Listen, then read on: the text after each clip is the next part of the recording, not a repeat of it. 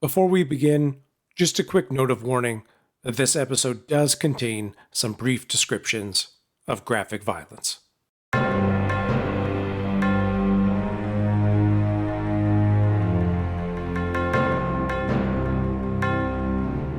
Welcome to Haunted Talks, the official podcast of The Haunted Walk, offering ghost tours and paranormal adventures in Kingston, Ottawa, and Toronto, Ontario.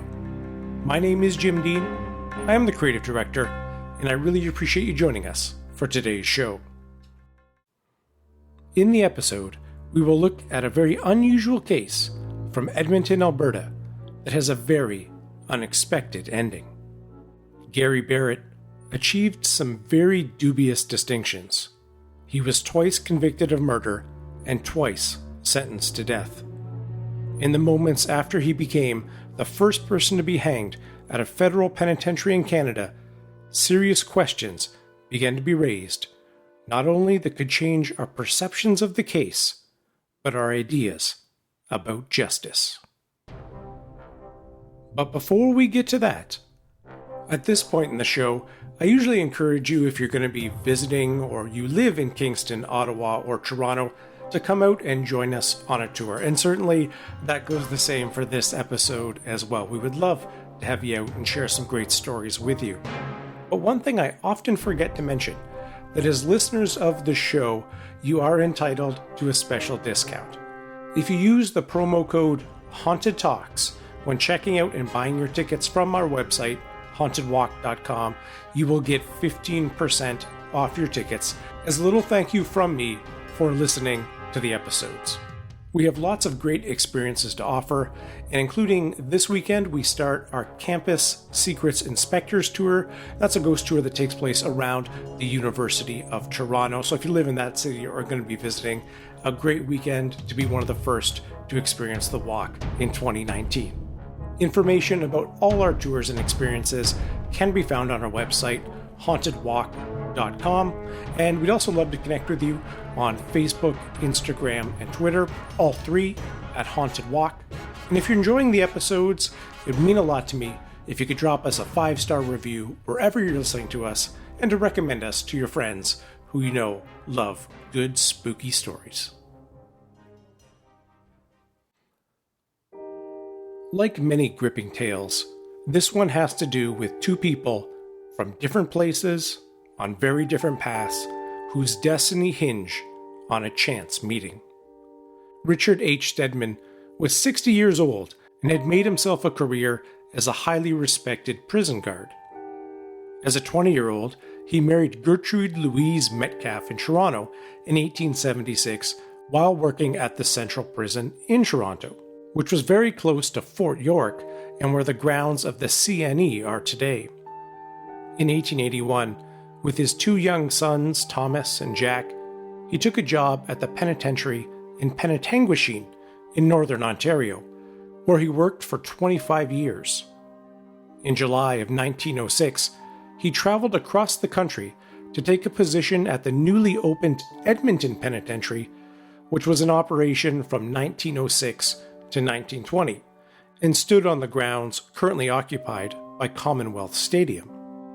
Gary Barrett, on the other hand, was born in Detroit, Michigan in 1852. He also married at 20 and remarkably had 8 children with his first wife. They lived in Chicago for many years. Barrett ended up leaving his first wife for reasons that are not quite clear and came west to Utah, and he began to live common law with a Mormon woman and her children. They came north to live on a homestead near Prince Albert, Saskatchewan in June of 1905. The following summer, tragedy struck. The official story is that Barrett had been in a jealous rage and was about to shoot his common-law wife when her 11-year-old son threw himself in front of the gun. Testifying at his trial, Barrett claimed the shooting was an accident and said the family were just as peaceful as ever when the gun accidentally went off. "It was me who had done it, but it was an accident," he said. "It was a self-cocker, and it went off." The other children claimed that Barrett shot the boy on purpose. "There was no accident about it," said one of the little girls. "I seen him turn and shoot my brother." At the conclusion of his one-day trial, he was found guilty and sentenced to death. While Barrett awaited his execution, some in the community lobbied the government for clemency, arguing that the boy had actually died from an improper medical treatment and would have otherwise survived the gunshot. An area archdeacon wrote to the Minister of Justice on Barrett's behalf, noting that his anger at his wife was for, quote-unquote, the grossest cause. After looking into the case, the Minister of Justice agreed that there had been negligence in the boy's medical treatment and recommended that the sentence be commuted to life in prison, which would be served at the Edmonton Penitentiary. We can safely assume it was in August of 1908 that Deputy Warden Thomas Stoneman and Gary Bennett would have first met. On his first morning in the penitentiary, Barrett told everyone he could about his grudges with his trial at Prince Albert, that he was an innocent man, and told of the grudges he had against his lawyer in the trial, who he said had not acted fairly towards him. In 8 short months, Barrett and Stedman would be participants in an event that would be covered in newspapers throughout North America, including the New York Times and on the front page of the Washington Post. It was described at the time by the Edmonton Journal as a crime which has racked Alberta and the entire West as being one of the most foul in the history of Canada. There seems little question that in the cold winter of early 1909, Gary Barrett had been in poor health. He was having trouble breathing, sleeping, and generally feeling quite weak.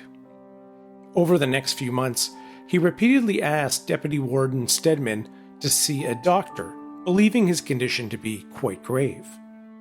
Those requests fell on deaf ears, setting the stage for the gruesome events of April 15th, 1909. That morning, Barrett was scheduled to perform labor in the prison's carpentry shop, but he was not in good shape. Another inmate would testify at his trial that Barrett was unable to climb the stairs to the second-floor shop that morning without his assistance. In the shop were a few other inmates and an instructor. At approximately 10:30 a.m., Deputy Warden Stedman entered the room and proceeded to walk over to the table where the instructor was working. Neither man noticed that Gary Barrett had walked around the end of the bench where he was working and with a sharp carpenter's hatchet in his hand, struck Deputy Warden a fearful blow. Barrett's weapon cut deep into the base of the skull, almost severing the head from the body. Blood spurted over the bench and tools as the Deputy Warden fell forward into the instructor's arms. 2 of the other convicts rushed forward and helped raise the wounded man and staunch the flow of blood, while the instructor ran to alarm the warden and the other guards. There was no need for the guards, however, for after the attack, Barrett quietly walked back to his bench and stood wiping the dripping hatchet on his apron. When the guards arrived, he quietly laid down his weapon and gave himself up, making no attempt to obtain possession of the revolver or the keys to the jail, which were in the deputy warden's back pocket. Officials later noted they were very impressed by the honor of the other inmates working in the shop, because if they had taken the deputy's keys, it is quite likely they could have made a successful escape. Barrett repeated to several guards, and later when the warden came in, that I would not have done it if the deputy had let me see a doctor.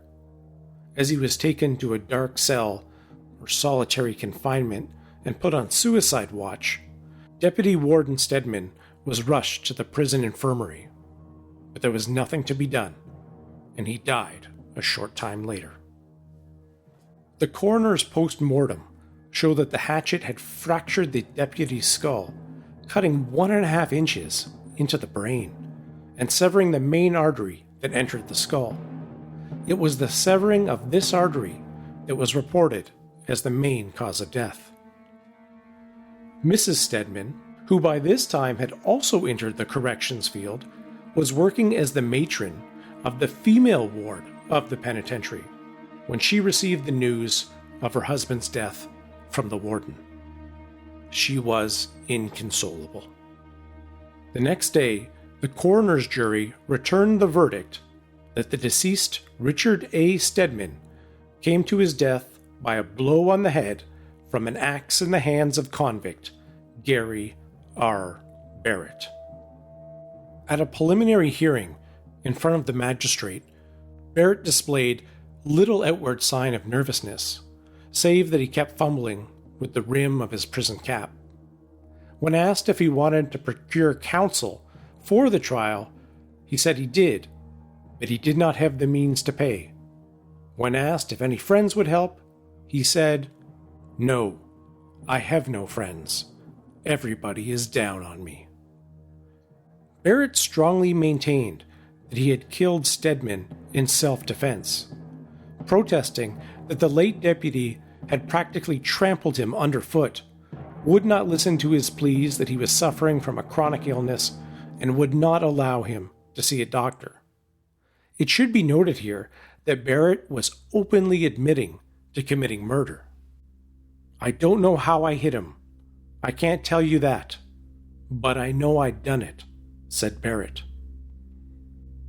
As the hearing proceeded, he was given the opportunity to ask questions of the witnesses, which he took every advantage of, conducting a brisk cross-examination.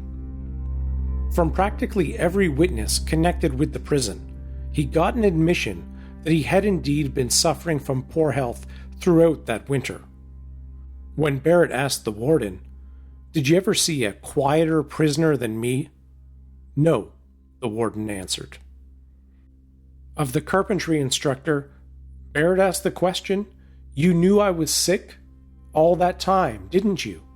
"Yes," answered the instructor. One of the convicts who was in the carpentry shop and rushed to Stedman's side was also asked a series of questions by Barrett. "You knew I wanted to see a doctor?" "Yes." "I always told you I couldn't stay in my cell, that it would kill me, didn't I?" "Yes," answered the convict. Barrett asked the jail physician, "Do you remember me coming to you on April 5th, which would have been just a few days before the murder?" "Yes," said the doctor. "You told me what was wrong with me?" "I told you it was asthma," answered the doctor. Barrett was asked if he wanted to call any witnesses on his behalf, and when he attempted to call a convict who had seen Stedman refuse to give Barrett tools in the past, the magistrate refused and said he could call this witness at his trial when he had proper legal counsel. Barrett also requested the evidence from his previous trial be brought up to Edmonton from Prince Albert. When the magistrate inquired why, Barrett said, "I can prove that some of the evidence is false." The magistrate answered, "Your counsel will attend to that for you." The proceeding lasted but little over an hour, with the magistrate deciding that Barrett should be detained in custody at the penitentiary until his trial later that spring. Barrett was provided representation for his trial by the way of Wilfrid Garipy, who would later serve as a member of Parliament in Ottawa for 9 years. As most expected, given that Barrett had already admitted to the crime, Garipy argued that the act had been committed due to a moment of temporary insanity, that Barrett's illness had left him in a weakened condition, where his continual brooding over the perceived wrong and persecutions against him caused a moment of insane fury that he vented upon the deputy warden without really being responsible for his actions. At his trial, 2 doctors gave evidence that the heart trouble afflicting Barrett would tend to precipitate disorders of the mind. The doctors also stated from their examinations and from the circumstances of the case, that they were of the opinion that the act was not of a man in his normal condition. Barrett himself testified how on several occasions Deputy Warden Stedman had been harsh with him. In January, he claimed that Stedman came into the carpentry shop and Barrett wished him a good morning. The deputy said, "You dirty cur, don't talk to me." Then the deputy told him he was a disgrace to the Masons, the fraternity to which they both belonged. Despite their best efforts, Barrett and his lawyer must have known their defense was in vain, when it only took the jury 5 minutes to reach a decision. Reading from the Edmonton Journal of May 18, 1909, Justice Harvey asked the gentlemen of the jury, "Have you reached a verdict?" Only the dripping of the rain from the eaves troughs outside the windows broke the silence of the moment that followed, while the foreman of the jury, rising slowly to his feet, merely nodded in affirmative. "How say you, guilty or not guilty?" "Guilty," returned the foreman, in scarcely a whisper. The judge then asked if Barrett had any reason the sentence should not be passed against him. The old man, who listened to the pronouncement of the verdict, with his head bowed upon his breast, removed his hand quickly from his eyes and got to his feet. "I have been imposed upon all the time," he said in a trembling voice. "My life was threatened." The judge pronounced, "There is only one sentence I can impose upon you, Barrett. My sentence is that you will be removed to the Edmonton Penitentiary, where you will be confined until the 14th day of July, when you are to be hanged by your neck until you are dead." For a moment, the prisoner looked at him, then quietly dropped to his seat. This time, over the next few weeks, appeals for clemency were rejected, and Ottawa instructed that the sentence should be carried out.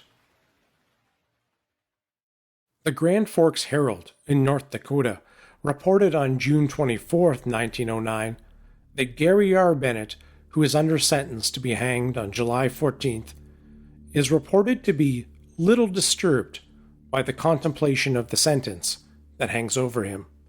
He eats and sleeps regularly and spends considerable time in reading the Bible during the day. Up to the present, he has expressed no remorse for his deed, but ever contends that he has been the victim of persecution and ill usage for years. A brother and son of the condemned arrived in the city who have decided to stay until the end. Both are deeply moved by the terrible case by which they have become connected. The warden was very reluctant to have the hanging take place at the penitentiary, and he did his best to try to have it moved to Fort Saskatchewan. At the time, a hanging in a federal penitentiary was without precedent in Canada, and he took up the matter with the acting Minister of Justice and the Inspector of Penitentiaries. While the warden was against it, he was unsuccessful in getting the execution moved from his penitentiary. In this next section, I will be quoting extensively from the Edmonton Journal, published the evening of the execution, July 14th, 1909.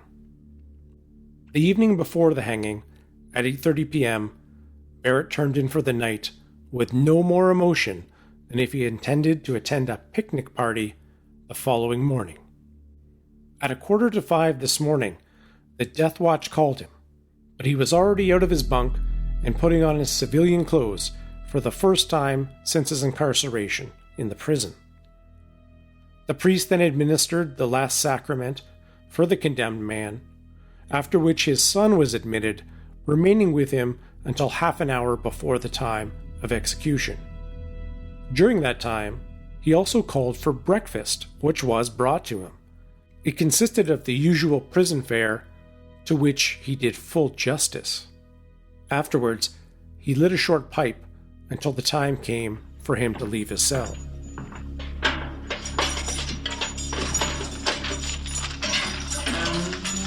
At 5:10 a.m., the hangman entered the cell and asked, "Are you ready?" To which the prisoner replied he was. A broad smile swept over his face as he turned into the aisle corridor and saw the scaffold and the noose waiting for him, with the remark that, "You appear to have made all the necessary provisions." When asked if he had anything to say before the trap was opened, Barrett replied, "Yes. I would like to state just how it happened. Gentlemen, I'm going to be hanged, but I killed the deputy warden in self-defense. Had I not done so, my flesh would be food for the vultures." Here he was interrupted by the sheriff, who told him he must be brief. Barrett started to speak again, evidently with the intention of denouncing members of the Masonic order. However, his statement was cut short as the priest commenced reading the Lord's Prayer. Thy kingdom come. As the prayer was read, Barrett, in a loud and clear tone, repeated the words until they reverberated from one end of the corridor to the other. "Deliver us from evil," came the words of the priest. And just as the prisoner had commenced to repeat the clause, the executioner's arm shot out, and he was launched into eternity. The hanging did not go well. It took over 15 minutes before the doctors who were in attendance pronounced life extinct. When the body was cut down, it was found that the noose had not been properly affixed, and as a result, had slipped, resulting in strangulation, although the physicians in attendance stated that the vertebrae of the neck was slightly dislocated. This was the first sign that there may have been something odd about the hangman. There are some details which tend to show the executioner was an amateur at the work and had never hanged another person prior to this occasion. Among these was the fact that in adjusting the noose, he did so before the doomed man was allowed to say his final words, and as a result, while he did so, the knot had loosened. Also, instead of drawing the noose tight under the left ear, according to standard practice, it was placed a little to one side, with the result, instead of tightening under the ear when the trap was sprung, it slipped to one side and caught the mouth. The executioner also made several motions to cut down the body before the man was pronounced dead, resulting in the coroner instructing him to leave the rope until he told him to cut down the body. His action in also cutting up the rope and handing it out to spectators in small sections was unlike official executioners, who generally refused to do so, as they were anxious to get as far away from the scene as possible. When approached on the question as to who was to act as the executioner, the sheriff persisted up until the morning of the hanging that John Robert Radcliffe, Canada's first professional hangman, would officiate, and that he was staying at a hotel in Strathcona. When seen by a different newspaper reporter later that morning, the sheriff stated that the executioner was Jack Holmes, but his hesitation in replying made it evident to the reporter that the official was not quite sure. Reporters searched the hotels in the area and could not find any evidence that Radcliffe nor Holmes had been in Edmonton that day. The warden also stated that morning that the body would be taken to Butte, Montana by his son for burial. But inquiries by reporters at local undertakers revealed the fact that the burial was to take place in Edmonton. That's a fairly big inconsistency. Also inconsistent was a letter that he wrote to the Undersecretary of Canada. And this is a document I'm going to put up on the website. If you go to hauntedwalk.com/podcasts, you'll see a link there to see a few documents connected to the case. But I'd like to read this particular letter. And it's dated the day of the execution, July 14th, 1909, addressed to Thomas Mulvey Undersecretary of State of Canada in Ottawa.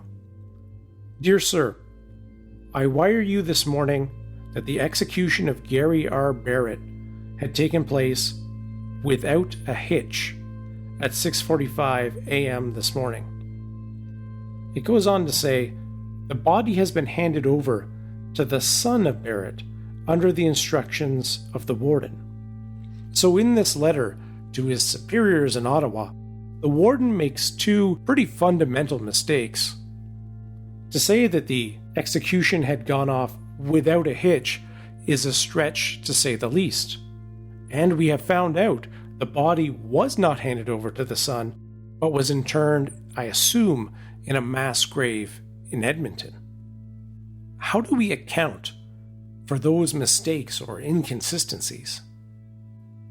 A local citizen who was present at the execution, and who was known as somewhat of an amateur sleuth, came to the conclusion that the executioner was none other than one of the guards who worked at the penitentiary.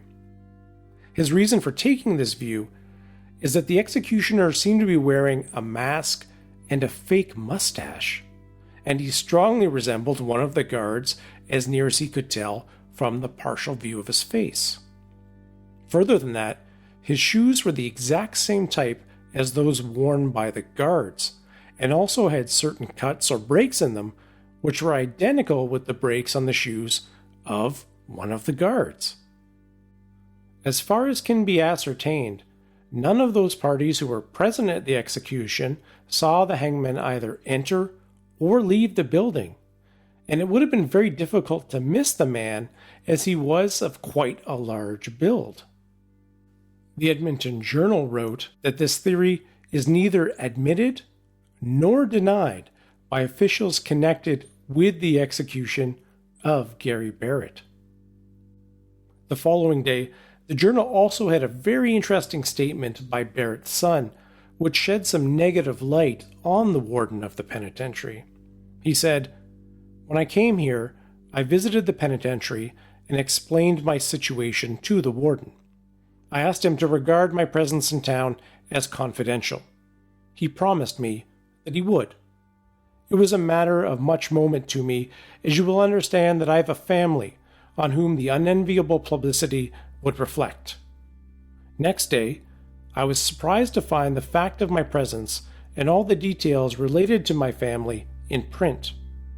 In a conversation I had with the warden, something was said about officials of the institution giving out information. The warden contending that none of the officers gave out information. I answered that someone must have given out the information. The warden flew into a rage and threatened to throw me in jail for a couple days for my criticism. It seems to me that this was not the proper action for a public official in such a position, especially in view of all the circumstances.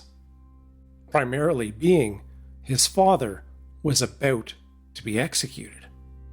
He continued, "Of course, it is too late now to go into the merits or justice or details of the case. It is all over and cannot be recalled, but I believe my father's statement as given to me, and in his statement he says that the boy for whose murder he was sentenced to life was not killed in a quarrel, nor was he killed intentionally by him or anyone else, period. He was killed accidentally or died subsequently of heart disease. Furthermore, the woman known as his wife came into possession by his incarceration of what property he had, and his money, a matter of $780, which would be close to about $20,000 today."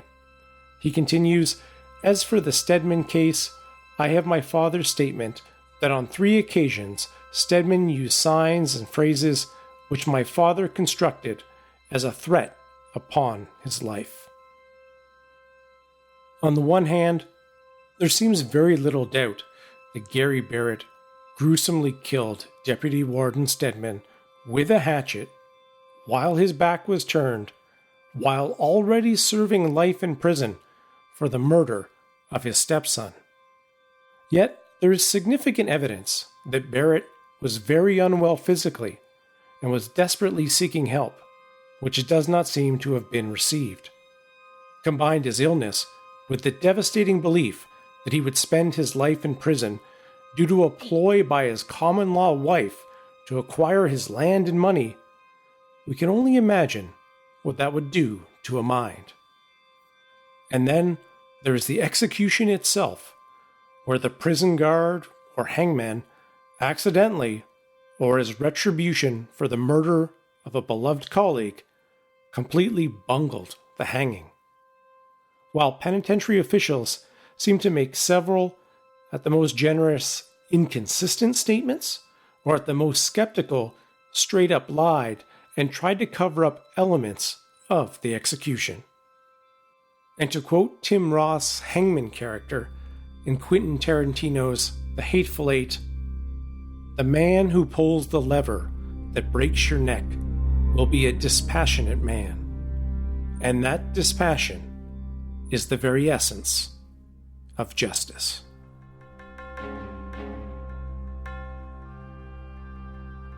Thanks so much for joining us for the episode. If you did enjoy it, be sure to leave us a 5-star review and be sure to subscribe to the show wherever you're listening to us.